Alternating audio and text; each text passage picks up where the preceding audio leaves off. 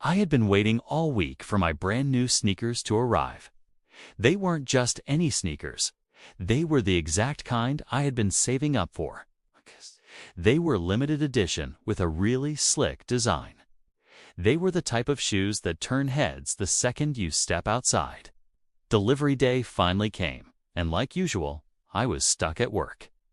I figured it was no big deal since packages are always safe. My packages always got dropped neatly at my porch.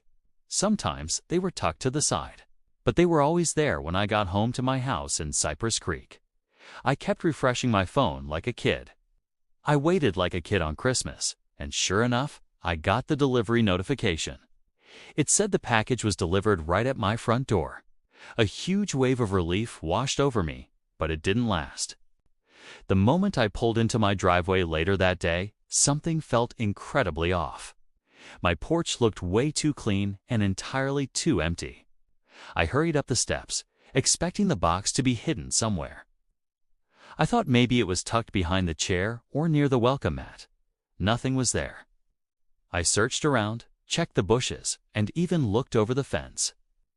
There was absolutely not a single trace. Welcome to Neighborhood Nightmares. Make sure you like and subscribe for your top-notch HOA drama. At first, I thought maybe the delivery driver just made a silly mistake, so I pulled up the confirmation. Sure enough, there it was in the email. It had a timestamp and even a clear photo of my sneakers sitting proudly on my porch. My sneakers were definitely there. They had been successfully delivered to me. But now they were completely gone. I felt the hot blood rush straight to my face. Someone had actually swiped my expensive package right off my own doorstep. My frustration quickly turned into pure anger. I called the delivery company, hoping they would at least help me track it down. They simply confirmed exactly what I already knew. The package was delivered and left safely on my porch, just like the photo. Their driver had even sent the proof. The company basically washed their hands clean of the whole situation. They left me with nothing but a fake, polite smile and a hollow apology for the inconvenience. That is exactly when it hit me. My name is Derek Collins. I wasn't dealing with some random porch pirate just roaming the neighborhood. This had to be someone nearby, someone watching my daily routine. It was someone who knew exactly when I wasn't home. Before we dive deeply into this madness, let us know in the comments where you are watching this story from. After losing those sneakers, I let it go. I told myself it was just a one-time thing. Maybe someone passing by saw the package and simply couldn't resist. But weeks later, my nephew Mason's birthday came up, and I decided to order him some gifts. I ordered a set of toys he had been begging for. They were bright, colorful action figures. They were nothing too expensive, but special enough that I really wanted little Mason to have them right on time. Delivery day was almost identical to the last time. I was stuck at work, constantly refreshing my phone during my breaks. Then came the familiar notification that the package was delivered at my front door. A small knot formed deep in my stomach, but I aggressively brushed it off. Lightning couldn't possibly strike twice, right? I was completely wrong. When I finally got home, my porch was entirely bare again. There wasn't even a tiny scrap of tape or leftover cardboard left behind. My stomach completely dropped. That is when I knew this wasn't random at all. It was highly deliberate. Someone was watching me. They were waiting for my specific orders to arrive and swooping in like a greedy vulture. I paced my living room, torn between absolute fury and sheer disbelief. It wasn't just about the packages anymore. It was strictly about the principle of the matter. If I let this continue, what else could they take from my property? My peace of mind was already slipping away. 2 days later, I decided enough was enough. If there was anyone who could help me, it was the Cypress Creek HOA president, Susan Caldwell. She was always boasting about keeping the neighborhood safe and orderly at every single boring community meeting. She was constantly patrolling the streets and aggressively bossing people around. I figured that maybe for once, her annoying meddling could serve an actual purpose. So I walked right over to her front door. I knocked loudly and was greeted by Susan herself. She was wearing that permanent, nasty frown that made her look like she had just smelled something rotten. I carefully explained my entire frustrating situation. I told her all about both missing packages. I asked if the HOA could review their security cameras or send out some official notice about the local theft. She nodded her head like she actually cared about it. Her eyes darted around the room as if she had somewhere much better to be. Then, as if fate just wanted to taunt me, her teenage son Kyle came strolling into the living room right in the middle of our chat. My jaw nearly hit the hardwood floor. On Kyle's feet, bold as daylight, were the exact same sneakers I had ordered for myself. It was the limited edition pair that never even made it safely inside my house. My chest instantly tightened, but I forced myself to stay calm. I couldn't just accuse them outright, not without solid, undeniable proof. If I was wrong about the shoes, I would look like an absolute fool.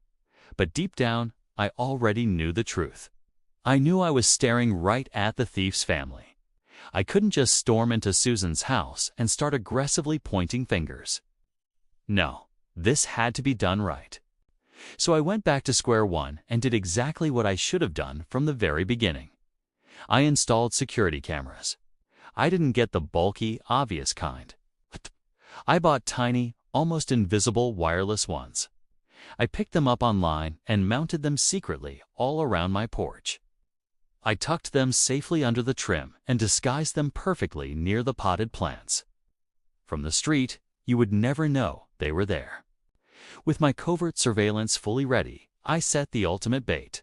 This time, I ordered something small and cheap. It was just a standard phone charger and a pair of basic headphones. Nothing flashy at all. It was nothing worth real money, but it was absolutely perfect to lure out whoever had been continuously robbing me. The package arrived in the late afternoon, following the exact same routine as before. I got the delivery notification while I was sitting at work. My heart was pounding as I pulled up my phone to check the live camera feed. For a little while, absolutely nothing happened on the quiet street. Then, just when I thought maybe the thief had finally given up, a very familiar figure appeared on the crisp screen. My jaw completely dropped. It wasn't her teenage son, Kyle. It wasn't a random stranger.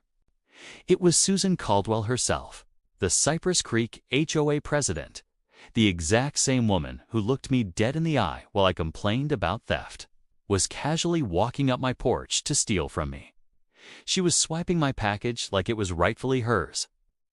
She tucked it right under her arm, glanced around the street like a guilty raccoon, and strutted off proudly back to her own house down the block.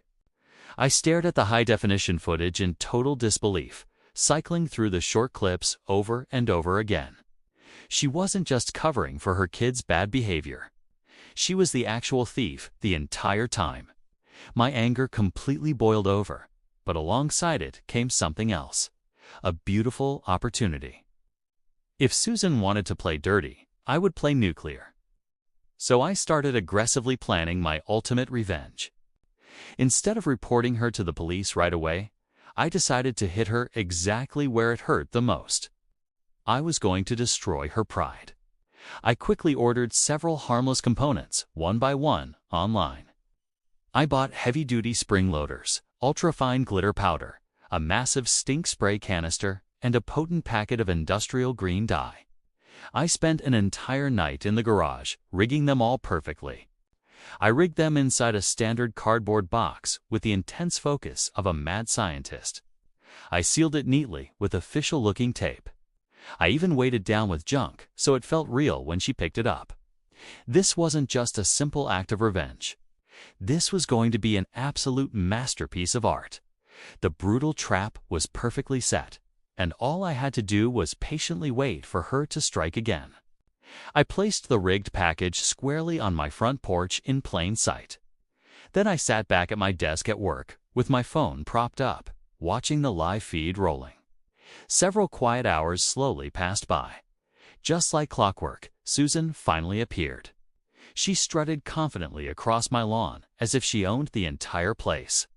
carefully scanning the empty street for any potential witnesses to her crime. My heart thumped loudly as she bent down, snatched the heavy box, and walked off with a massive, smug grin. I grinned right back at my screen. She had absolutely no clue what was about to hit her. Moments later, the cameras caught the glorious event. The second she aggressively opened the box, a powerful spring-loaded mechanism exploded with a massive bang right in the middle of her pristine yard. Glitter shot straight into her face like a violent confetti cannon at a kid's birthday party. It completely coated her hair, her skin, and her expensive clothes in blinding rainbow-colored sparkles. But the trap definitely didn't stop there. A massive burst of industrial stink spray immediately followed. It filled the air with the foulest odor imaginable, smelling exactly like rotten eggs soaked in vinegar. Then came the grand finale, the industrial dye.